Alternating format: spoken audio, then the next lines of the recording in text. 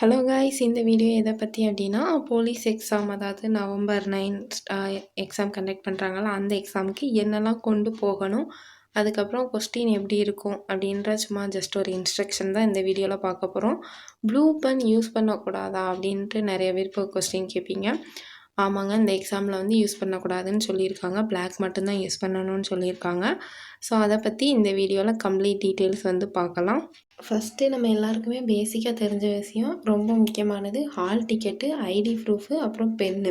So hall ticket 2 copy எதுக்கும் கையில் வச்சுக்கோங்க.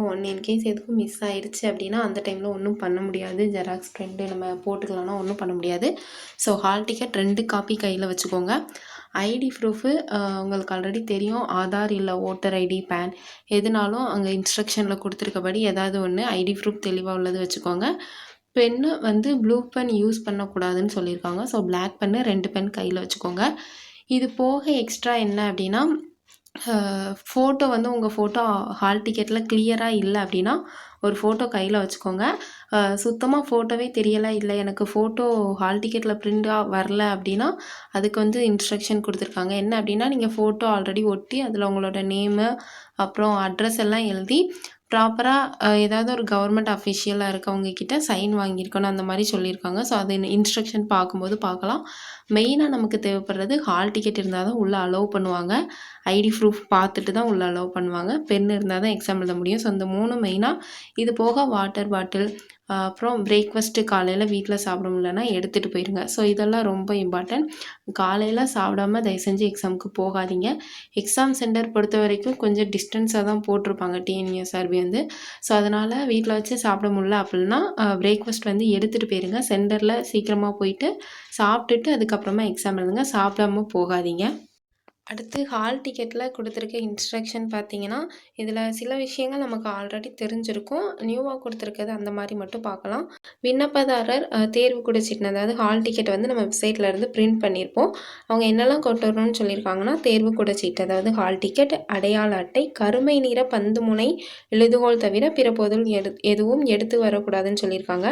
இதுக்கு முன்னே என்ன அப்படின்னா, டிஎன்யூஎஸ்ஆர்பியில் வந்து நம்ம எந்த பென் வேணாலும் யூஸ் பண்ணலாம். அதாவது ப்ளூ பால் பாயிண்ட் பென்னும் யூஸ் பண்ணலாம், பிளாக்கும் யூஸ் பண்ணலாம். பட் இந்த டைம் ஸ்ட்ரிக்டாக சொல்லிட்டாங்க, கருமை நிற பந்து முனை பென், அதாவது பால் பாயிண்ட் பென் மட்டும், ஜெல் யூஸ் பண்ணக்கூடாது. பிளாக் பால் பாயிண்ட் பென் மட்டும்தான் நம்ம யூஸ் பண்ணணும். வேறு கலர் கொண்டு போனீங்க அப்படின்னா ஓஎம்ஆர் வந்து வேலிட் பண்ண மாட்டாங்க. நல்லா ஞாபகம் வச்சுக்கோங்க. ப்ளூ பென் யூஸ் பண்ணக்கூடாது, பிளாக் மட்டும்தான் யூஸ் பண்ணணும். அடுத்து பாருங்கள் என்னென்ன ஐடி ப்ரூஃப் வந்து சொல்லியிருக்காங்க அப்படின்னா, ஆதார், அடையாள அட்டையான ஆதார், அப்படி இல்லைன்னா ஓட்டுநர் உரிமம், இல்லை அப்படின்னா வாக்காளர் அடையாள அட்டை ஆகியவற்றில் ஏதாவது ஒரு அசலை கொண்டு வர வேண்டும். ஸ்டார்டிங்கில் பேன் சொல்லியிருப்பேன், பேன் கார்டு கிடையாது. ஆதார் அடையாள அட்டை, அப்படி இல்லைன்னா ஓட்டுநர் உரிமம், அப்படி இல்லைன்னா வாக்காளர் அடையாள அட்டை ஆகியவற்றில் ஒரிஜினல் கொண்டு போகணும். ஓகேவா? ஒரிஜினல் அசல்னால் ஒரிஜினலை கையில் கொண்டு வச்சுக்கோங்க. நெக்ஸ்ட்டு தேர்வு கூட சீட்டில், அதாவது இந்த புகைப்படம் இல்லை அப்படின்னா என்ன பண்ணியிருக்கணும் அப்படின்னா, சமீபத்தில் எடுக்கப்பட்ட கடவுச்சீட்டு, அதாவது பாஸ்போர்ட் சைஸு ஃபோட்டோவில் ஒரு வெள்ளைத்தாளில் ஒட்டி அதில் அவங்களோட நேம், முகவரி, சேர்க்கை எண்ணை குறிப்பிட்டு சைன் பண்ணிவிட்டு தேர்வு கூட சீட்டின் ஒளிநகல், அதாவது ஹால் டிக்கெட்டோட ஒளிநகல், அது கூட ஆதார் அட்டை, இல்லை பாஸ்போர்ட்டு, இல்லை ஓட்டுநர் உரிமம், இல்லை அப்படின்னா பேன் கார்டு, இல்லைனா வாக்காளர் அடையாள அட்டை, இதில் ஏதாச்சும் ஒன்றோட ஜெராக்ஸ் காப்பியை சேர்த்து அரசிதழ் பதிவு பெற்ற ஒரு அலுவலரிடம் சான்றொப்பம் பெற்று கொண்டு வர வேண்டும். அதாவது ஒரு ஒயிட் பேப்பரில் இவங்க சொல்லியிருக்கிறதெல்லாம் பண்ணி அவங்க ஒரு கவர்மெண்ட் ஆஃபீஸர்கிட்ட சைன் வாங்கி கொண்டு போகணும். ஓகேவா? அடுத்து பாருங்கள், தேர்வு கூட சீட்டில் குறிப்பிடப்பட்டுள்ள, அதாவது எக்ஸாம் சென்டர் மாற்ற மாட்டாங்க, இது எல்லா எக்ஸாமுக்கும் காமன் தான். ஹால் டிக்கெட் கொண்டு வரலன்னா அலோவ் பண்ண மாட்டாங்க. ஹால் டிக்கெட் 2 காப்பி வச்சுக்கோங்க. ஓகேவா? அடுத்தது பாருங்கள், விண்ணப்பதாரர்கள் தேர்வு கூடத்திற்கு தேர்வு தொடங்குவதற்கு முன் 60 நிமிடங்கள் குறைந்தபட்சம் முன்னதாக வர சொல்லியிருக்காங்க. ஆக்சுவலாக நமக்கு ரிப்போர்ட்டிங் டைம் என்ன கொடுத்துருக்காங்கன்னா 8 to 9:30 கொடுத்துருக்காங்க. எக்ஸாம் பார்த்தீங்கன்னா 10 மணிலேருந்து 12:40 வரை கொடுத்துருக்காங்க. சரியா? இதில் என்ன சொல்லியிருக்காங்க அப்படின்னா, காலை அமர்விற்கு 9 மணிக்கு முன்னதாக வர வேண்டும். மேற்குறிப்பிட்ட கால வரையறைக்கு பின்னர் எந்த ஒரு விண்ணப்பதாரரும் தேர்வு மையத்திற்குள் அனுமதிக்கப்பட மாட்டார்கள் அப்படின்னு சொல்லியிருக்காங்க. காலை 9:30 மணிக்கு தேர்வு மையத்தின் அனைத்து நுழைவு வாயில்களும் மூடப்படும். நீங்கள் ஒரு 8:30க்கேனாலும் அங்கே போயிருங்க. ஏன்னா அப்படின்னா தான் உங்களுக்கு நீங்கள் சாப்பிட்டு கொஞ்சம் ரெஸ்ட் ரூம் போகணுன்னா போயிட்டு வந்து கொஞ்சம் ரிலாக்ஸ் ஆக நல்லாயிருக்கும். 8:30 அந்த டைமுக்கு நீங்கள் ரீச் ஆகிற மாதிரி பார்த்துக்கோங்க எக்ஸாம் சென்டரை. அதுக்கடுத்து நல்லா பாருங்கள், கருமை நிற பந்து முனை பால் பாயிண்ட் பென் மட்டும்தான் யூஸ் பண்ணணும். வேறு கலர் பென்னோ இல்லை பென்சிலோ யூஸ் பண்ணால் விடைத்தாள் மதிப்பீடு செய்யப்பட மாட்டாது. நல்லா ஞாபகம் வச்சுக்கோங்க. பிளாக் பால் பாயிண்ட் பென் மட்டும்தான் யூஸ் பண்ணணும், ப்ளூ கிடையாது. டிஎன்பிஎஸ்சி ஸ்டூடெண்ட்ஸ்க்கு இது பிரச்சனை இல்லை, ஏன்னா அவங்க பிளாக் தான் யூஸ் பண்ணுவாங்க டிஎன்பிஎஸ்சியை பொறுத்த வரைக்கும். பட் டிஎன்யூஎஸ்ஆர்பி என்ன பண்ணுவாங்க அப்படின்னா, நம்ம ப்ளூ ஆல்ரெடி யூஸ் பண்ணியிருக்கோம். போன எக்ஸாம்லலாம் இது சொல்லலை, ப்ளூ வந்து யூஸ் பண்ணோம். பட் இப்போ என்ன அப்படின்னா பிளாக் மட்டும்தான் யூஸ் பண்ணணும்னு சொல்லியிருக்காங்க. இதை பார்த்துக்கோங்க, பிளாக் மட்டும் கொண்டு போங்க. அடுத்தது கைபேசி, இந்த டிவைசஸ் எதுவும் கொண்டு போகக்கூடாது, இது தெரியும். அடுத்து தேர்வு முடியும் வரை அறையில் தான் இருக்கணும், பேசக்கூடாது. இந்த இதெல்லாம் நமக்கு நார்மலாக தெரிஞ்சது தான். இன்னொன்று பாருங்கள், ஹால் டிக்கெட்டை வந்து எந்த காரணத்தை கொண்டும் மிஸ் பண்ணிடக்கூடாது. ஹால் டிக்கெட்டை நிரந்தரமாக பத்திரமாக வைத்துக்கொள்ளன்னு கொடுத்துருக்காங்க. அதுக்கடுத்து முக்கியமானது என்னெல்லாம் அப்படின்னா, வினாத்தாளின் வகையை அதற்கான இடத்தில் பட்டை தீட்டவும். அதாவது ஒருத்தங்களுக்கு ஒரு கொஸ்டின், ஒருத்தங்களுக்கு அந்த டைப் ஏபி நம்ம சொல்லுவோம்ல, அந்த மாதிரி கொடுக்காங்களா இல்லை வேறு நம்பர் கொடுக்காங்களான்னு தெரில. அது ஆஸ் பர் நம்ம ஹால் சூப்பர்வைசர் வந்து சொல்லுவாங்க. அதுபடி நீங்கள் வந்து கரெக்டாக அந்த வினாத்தாள் வகையை வந்து பட்டை தீட்டணும், ஓகேவா? அதாவது ஓஎம்ஆரில் ஷேர் பண்ணணும். அப்படி ஷேர் பண்ணலைன்னா ஓஎம்ஆர் வந்து வேலிட் பண்ண மாட்டாங்க, ஓகேவா? அடுத்து ஓஎம்ஆர் வாங்கின உடனே அதில் நேம் எல்லாம் கரெக்டாக இருக்கான்னு பார்த்துக்கோங்க. எதுவும் மிஸ்டேக் இருந்துச்சுன்னா எக்ஸாம் ஸ்டார்ட் ஆகிறதுக்கு முன்னையே ஹால் சூப்பர்வைசர்கிட்ட சொல்லிடுங்க. சைன் எக்ஸாம் ஸ்டார்ட் ஆகிறதுக்கு முன்னே ஃபஸ்ட்டு பேஜில் சைன் பண்ணியிருக்கணும். எக்ஸாம் முடிஞ்சதுக்கப்புறமா செகண்ட் பேஜில் வந்து பின்னாடி கொடுத்துருப்பாங்க சைனும் நம்ம கைவிரல் பதிவு, ரேகை பதிவு பண்ணுற மாதிரி இருக்கும். அது கரெக்டாக பண்ணிடுங்க. அது பண்ணலைனாலும் எக்ஸாம் ஓஎம்ஆர் வந்து வேலிட் பண்ண மாட்டாங்க. நீங்கள் முக்கியமாக பார்க்க வேண்டியது ஓஎம்ஆரில் உங்களோட டீட்டெயில்ஸ் கரெக்டாக இருக்கான்னு பார்த்துக்கோங்க. அது பார்த்துட்டிங்க அப்படின்னா சைன் போட வேண்டிய இடத்துல சைன் போட்டுருங்க. வினாத்தாள் வகை ரொம்ப ரொம்ப ரொம்ப முக்கியம். அது இல்லைன்னா உங்கள் ஓஎம்ஆர் வேலிட் பண்ண மாட்டாங்க. வினாத்தாள் வகையே கரெக்டாக மார்க் பண்ணிக்கோங்க. எக்ஸாம் முடிஞ்சதுக்கப்புறமா சைனு அப்புறம் ரேகை வைக்கிறது கரெக்டாக வச்சுக்கோங்க. ஹால் சூப்பர்வைசர் கவனிக்கலைனாலும் நம்ம எக்ஸாம் நம்ம தான் ரெஸ்பான்சிபிலிட்டி. அதை நீங்கள் கரெக்டாக பார்த்து அவங்கக்கிட்ட சொல்லி நீங்கள் சைன் வைக்கலை, ரேகை வைக்கலை அப்படின்னா அதை கரெக்டாக வச்சுருங்க. அதுக்கப்புறம் ஒரு கொஸ்டினுக்கு ஒரு இதுக்கு மேற்பட்ட ஆன்சர் வந்து கொடுக்கக்கூடாது. ஒரு ஓஎம்ஆர் இங்கே தெரியாமல் ஒரு கொஸ்டினுக்கு தப்பாக போட்டுட்டிங்கன்னா அதை அப்படியே விட்டுருங்க. நான் இப்போது சி ஷேட் பண்ண வந்தேன், அதுக்கு பதிலாக நான் பி ஷேட் பண்ணிட்டேன்னா பரவாயில்ல, இருக்கட்டும். அதில் பேனிக் ஆக வேண்டாம். ஒரு கொஸ்டின் தான் நீங்கள் அடுத்து பண்ணிடலாம்.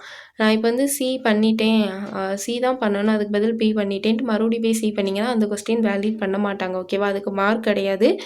அந்த டென்ஷனில் மற்றதை விட்டுறாதீங்க. ஒரு கொஸ்டின் தெரியாமல் தப்பாக பண்ணிட்டீங்கன்னா இட்ஸ் ஓகே, ஒன்றும் பிரச்சனை இல்லை. மற்ற கொஸ்டின் கரெக்டாக பண்ணுங்கள், ஓகேவா? லாஸ்ட் 5th பாயிண்ட் கொடுத்துருக்காங்க பாருங்கள். தேர்வு நிறைவுற்ற பின்னர் விண்ணப்பதாரர்கள் அவர்களது இடது கை பெருவிரல் ரேகை பதிவு மற்றும் கையொப்பத்தினை ஓஎம்ஆர் விடைத்தாளில் பக்கம் 2 அதற்கான உரிய கட்டத்தில் பதிவிட வேண்டும். இது ரேகை தம்ஸ் வச்சதுக்கப்புறம் கை வந்து நல்லா தொடச்சிக்கோங்க. ஏன்னா நமக்கு மேபி அது ப்ளூ இங்காக கூட இருக்கலாம். ஓஎம்ஆரில் எந்த இடத்துலையும் பற்றாமல் பார்த்துக்கோங்க. ஓஎம்ஆர் ரொம்ப ரொம்ப முக்கியம். அதில் எந்த மிஸ்டேக்கும் வந்துடக்கூடாது. பென்னு தெரியாமல் கிரிக்கிடக்கூடாது. அதெல்லாம் கொஞ்சம் கவனமாக ஓஎம்ஆரை வந்து கொஞ்சம் கவனமாக ஹேண்டில் பண்ணுங்கள். ரேகை தம்ஸ் வச்சதுக்கப்புறம் நல்லா கையை க்ளீன் பண்ணிவிட்டு டிஷ்யூ பேப்பர் கொடுப்பாங்க. அப்படி இல்லைன்னா ட்ரெஸ்ஸில் கூட நல்லா தொடச்சிருங்க. நமக்கு ஓஎம்ஆர் தான் முக்கியம். ஓஎம்ஆரில் இங்க் எதுவும் பற்றாமல் நல்லா பார்த்துக்கோங்க.